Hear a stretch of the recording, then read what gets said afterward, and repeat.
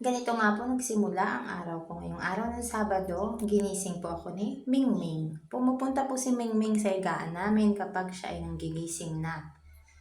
Dahil siya ay nagugutom na. So hindi pa ako bumabangon kanina. Kaya sinundo niya ako sa higaan. Ganyan po si Mingming. Ito naman po si Mangmang. Ang sarap pa rin ng tulog dito sa kabilang higaan. At bababa na nga po tayo. Hanapin po, ayaps. May mga nagtumbahan at nagkalat dahil po sa mga kuting na si Pocholo at si Betchay. Kinalat po nila yung maruruming damit. At ayan nga po, nagugutom na sila. Nagkakagulo na, nagugutom na ang mga Mingming. May isang na-stuck sa labas kasi naglikot sa saraduan ng pinto. Si Pocholo po yun. Pocholo! Hello, Pocholo! Ayan, nagugutom na po sila. Ang daming kalat. Sila po nagkalat yan. May poops po sa CR. Nagpo-poops po sa CR si Pocholo. Kapag yung litter sand nila ay madumi pa, marami pang poops. Sa CR po siya nagpo-poops. Ito nga po, kumakain na po sila. Ayan. Wala pa pong bagong kanin kaya yung tira kagabi ang kinain namin. At ito po si Mangmang, bumaba na rin po siya pero hindi po siya masiglang kumain. May nararamdaman siya kaya try natin tuksoin ng cheese. Ayan, bawal pusa-pusa ang cheese pero pakonti-konti lang naman po kapag ayaw pong kumain ni Mangmang. Yan na po yung nalalasahan niya, cheese.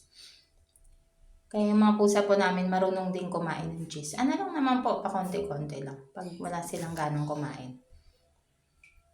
Yan, kumakain si Mangmang ng cheese. At si Pocholo at si Betchay marunong na rin kumain ng cheese. Ayan, gusto nila yan. Si Mangmang nahihirapan nga pong kumain. Sugat din ata sa may bibig. Warrior kasi ito si Mangmang eh. Ayan, kumakain na po ang mga beshi. Ayan, mag-iina. Ayan. Sarap ng cheese, Mangmang. Yan nga lang po nakain niya ngayong araw. Ayaw niyang kumain ng kanin. Inaamoy-amoy niya lang. Ayaw niya po yan kainin.